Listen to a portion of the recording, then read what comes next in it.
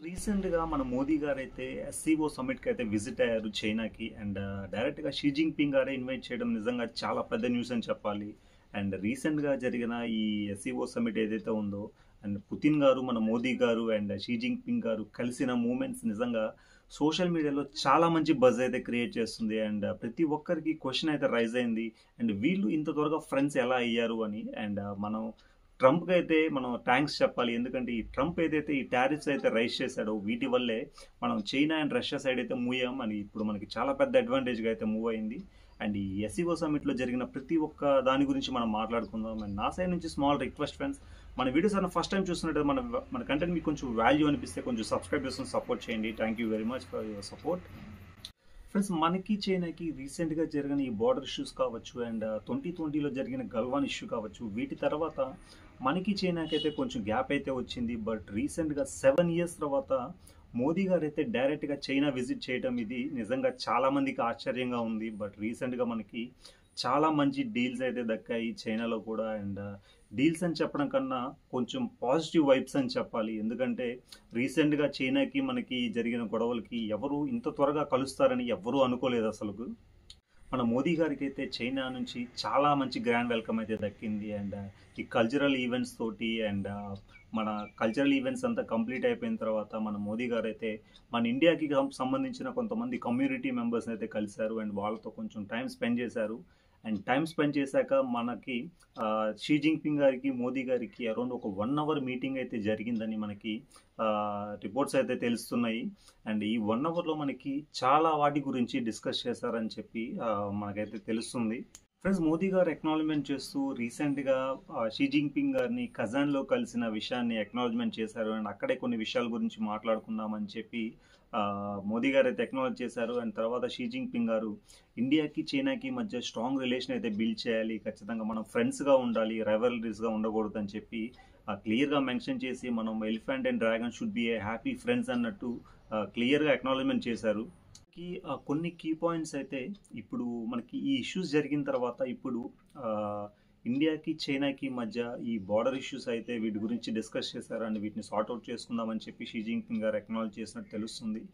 అది కాకుండా ఇప్పుడు చైనాకి ఇండియాకి మధ్య డైరెక్ట్ ఫ్లైట్స్ అయితే స్టార్ట్ చేస్తున్నారు. డైరెక్ట్గా న్యూఢిల్లీ నుంచి కావచ్చు, వేరే ప్లేసెస్ నుంచి కావచ్చు.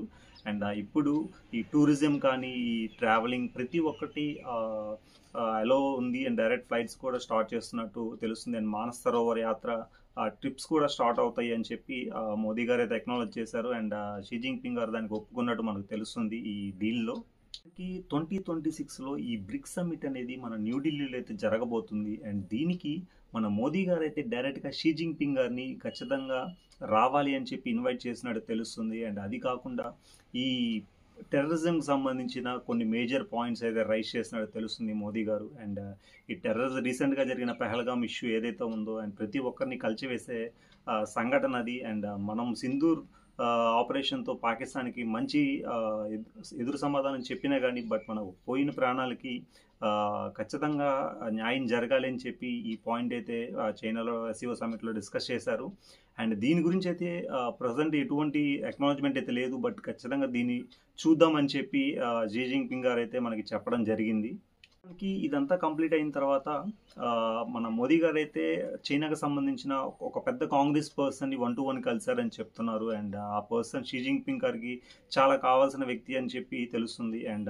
ఈ ప్రొసీడింగ్స్ అంతా కంప్లీట్ అయిపోయిన తర్వాత మోదీ గారు అయితే పుతిన్ గారి కారులో డైరెక్ట్గా బయలాటరల్ ట్రేడ్ గురించి కొన్ని విషయాలు అయితే డిస్కస్ చేశారు. మనకి మోదీ గారు డైరెక్ట్గా సోషల్ మీడియా హ్యాండిల్లో తనే పోస్ట్ చేశాడు. పుతిన్ గారితో చాలా మంచి మీటింగ్ జరిగింది. We had a good discussion.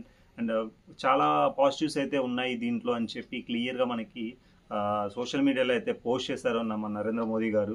Friends, రీసెంట్గా చైనాకి పాకిస్తాన్లో కొంచెం ఇన్వెస్ట్మెంట్ అయితే చేసింది. ఇప్పుడు పాకిస్తాన్ అయితే రీసెంట్గా యూఎస్కి కొంచెం దగ్గరైంది.